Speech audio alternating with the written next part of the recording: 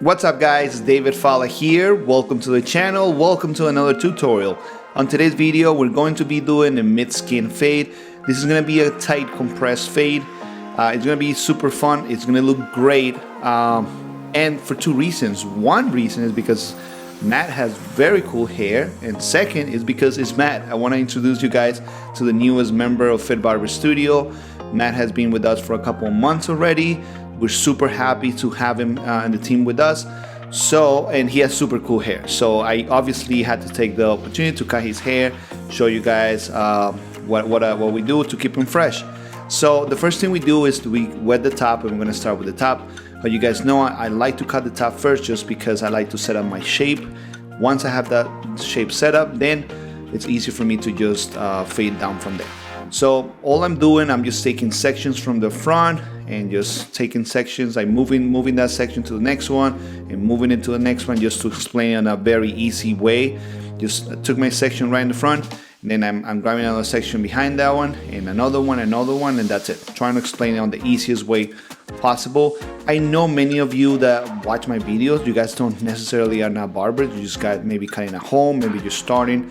So I like to explain things the easiest way possible, right? So now, next thing we're going to do, we're going to create the first guideline. This guideline is going to be done with the machine lever close. Whatever machine you're using, close your lever. That's what we're going to use to create the first guide. And now we're going to use our, in this case, could be kind of like a trimmer. I'm just using this machine because that's what I have it for. I have it to remove bulk. So just go ahead and use that trimmer, or a machine. If you have a machine to just kind of remove bulk, use that. Just remove everything, clean it up, so it makes it easier for you to fade down from there if you need to shave the bottom. So now that's what we're going to do. We're going to shave the bottom using an electric shaver. You can use your blade as well. Not everybody has a electric shaver. Some people like using like a razor better. That's fine as well. Just make sure that you leave a little space between the shaver and the first guide that you made. So now we have a guide with the zero. Underneath that, we have a little guide with our trimmer, and underneath that trimmer line, we have a shaver.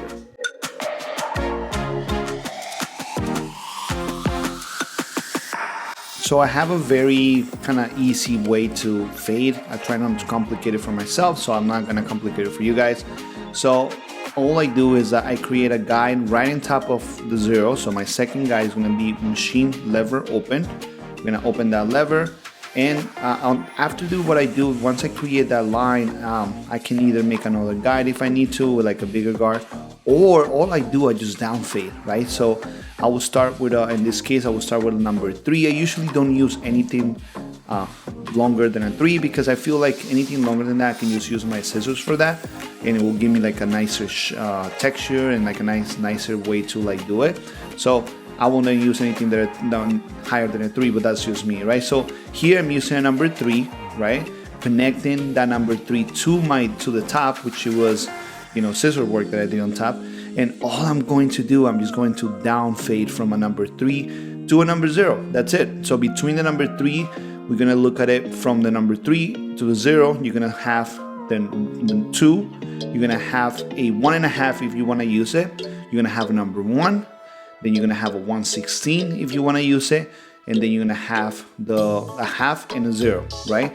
And that's it. I mean, think about it. You're only fading from a 3 to a 0 when you're doing a fade. Most of the fades, right? Like if you understand scissor work, if you create your shape on top first, then it makes it super easy to be able to fade down from there, because I've seen a lot of barbers, they start with number 8 and then a 7 then a 6 and all that. It is because they haven't cut the top, so they're trying to kind of connect as they fade. In my opinion, it's a lot longer, but obviously if it works, if at the end of the haircut looks great, that's literally all you need, because no client ever cares how you cut their hair. They just care about the final result. And what I mean is that clients don't care what technique you use, how many guards you use, like what machines, if you use machines or not, if you use detachables or regular plastic guards.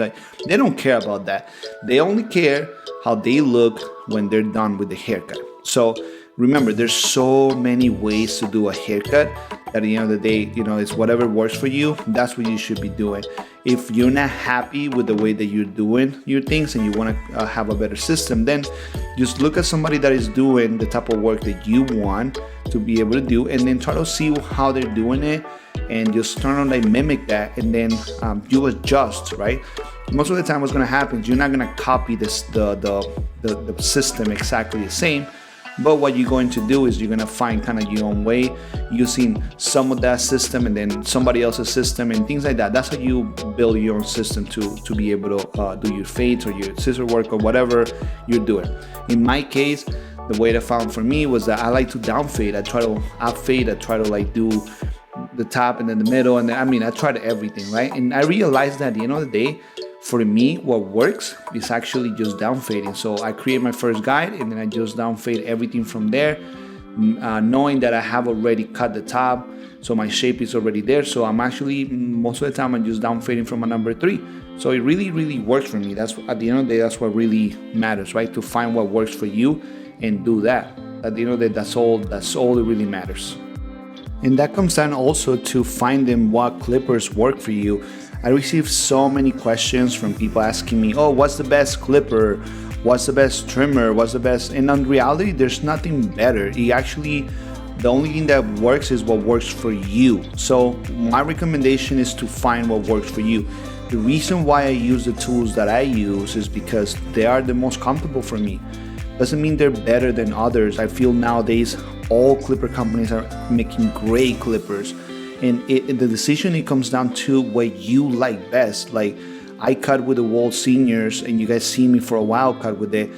I have tried every single clipper, and there's amazing clippers out there. Like, companies are putting out, like, amazing clippers, but for me, the Wall Seniors is the most comfortable in my hand, and that's what I use. So not because it's better, right? Like, if you give me another clipper, will do, like, good haircuts. It's just that, you know, like, I'm not gonna feel uncomfortable. So that's what it is, and that's what reason why I use. So my point with everything I was trying to tell you guys is that make sure that you are finding, like, if what you're doing works, great. You don't have to change it. If what you're doing is not working, then find ways to change it to do better, right? And the same thing with your clippers. If you're not comfortable with your tools, then find tools that work for you. If you're not comfortable with the system you're using, then find a new system. That's pretty much all I'm trying to say, because that's the only way you're gonna get to where you want to be, is by finding, like, trying different things and finding out what works and what doesn't work for you, right? That's just the bottom line. So you can see all I'm doing right here, I'm just shaping up the front hairline. He doesn't like it too shaped up really, but in this case we tried to shape it up a little bit just because we wanted to, like, make it sharp, and we add a little bit of color. We using the TUM 45 wireless compressor. So this is amazing. This thing, I have to do a review about it because this thing is awesome. So and I don't do a lot of color. A lot of my haircuts are very natural, as you guys can see. Barely ever do color, but just having it, man, it's a game changer. You guys, if you guys are not using TUM 45 products, you guys are missing out. Anyways, so now just using the razor, I put a very little, how you can see, very little color, so it just kind of makes it pop more, but it's not like, you know, too much, right? Because I like more natural. That's my thing. I like natural haircuts. So, and that's it, guys. I'm just putting a little bit of product on the top. That's the video, guys. Don't forget to subscribe and like it. Don't forget to share with others. Let me know what you guys think of the video in the description.